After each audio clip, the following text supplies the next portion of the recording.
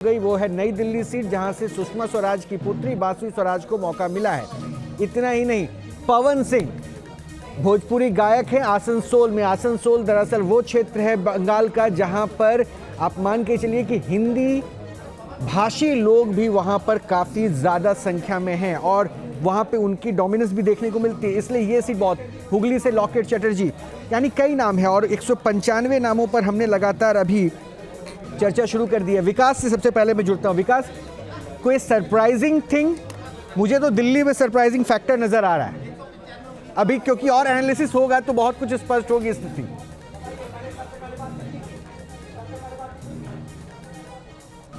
Surprising होगा और UP में बिल्कुल आमूल परिवर्तन देखने को मिल सकता है। लेकिन यूपी से ज्यादा आप दिल्ली में देखें कि हालांकि दिल्ली में कई पहले से लगाई जा रही थी और हालांकि लोग आकर रुक जा रहे थे कि जब भी मीनाक्षी लेखी का नाम आ रहा था, लेकिन देखें कि मीनाक्षी लेखी की जगह पर सुषमा स्वराज की बेटी बासुरी स्वराज को उम्मीदवार बना दिया गया और कुछ ही दिन पहले उन्हें दिल्ली बीजेपी में एक पद दिया गया था। तो अटकलें तो लगाई जा रही थी, लेकिन इस तरीके की उम्मीद नहीं थी कि अचानक बासुरी स्वराज को, जिनका चर्चा बहुत नहीं था, उनकी चर्चा तब चली कि जब बैठक शुरू हुई तब चांदनी चौक से भी प्रवीण खंडेलवाल, ये हर्षवर्धन की सीट वहां पे पिछली बार, वहां से प्रवीण खंडेलवाल, ये बदलाव। हालांकि जब जो कोरोना का टाइम था उस समय मीनाक्षी लेखी और हर्षवर्धन को लेकर के ही कहा जा रहा था कि इन लोगों किसके टिकट कर सकते हैं, लेकिन मंत्री पद तक छोड़ना पड़ा था, मंत्री पद तक छोड़ना पड़ा था उस वक्त उनके पास जो मंत्री पद था वो छोड़ना पड़ा जी। लेकिन प्रवीण खंडेलवाल के नाम की चर्चा चल रही थी, हालांकि इसके साथ कई और नाम भी चल रहे थे, अक्षय कुमार के नाम भी चल रहे थे, लेकिन प्रवीण खंडेलवाल को उतारा गया है। अच्छा, मैं आता हूँ विकास, आता हूँ आपके पास आता हूँ। छोटी छोटी सी समीक्षा कर लें, आपकी आवाज भी थोड़ी सी करेक्शन की जरूरत है। आलोक पांडे का रुख करें।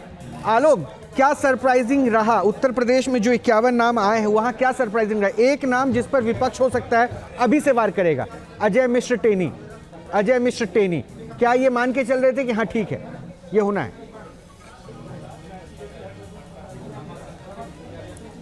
देखिए, सबसे बड़ी बात है कि 51 जो आज लिस्ट और प्रत्याशियों के नाम घोषित किए गए, उसमें अगर कहा जाए तो अधिकतर नाम जो है वही हैं जिसकी उम्मीद लगाई जा रही थी, जो पहले से ही यहाँ पर सांसद हैं। लेकिन जिस नाम का आप जिक्र कर रहे हैं वो नाम जरूर ऐसा है जहाँ पर वापस से विपक्ष के पास कुछ मौके हो सकते हैं। हालांकि उस नाम को लेकर के कुछ जरूर संशय चल रहा था, लेकिन ऐसे ही संशय को अगर देखा जाए तो गोंडा की जो सीट है जहां ब्रजभूषण, वहां पर भी यही बात चल रही थी और वो बदलाव हम लोगों ने देख लिया।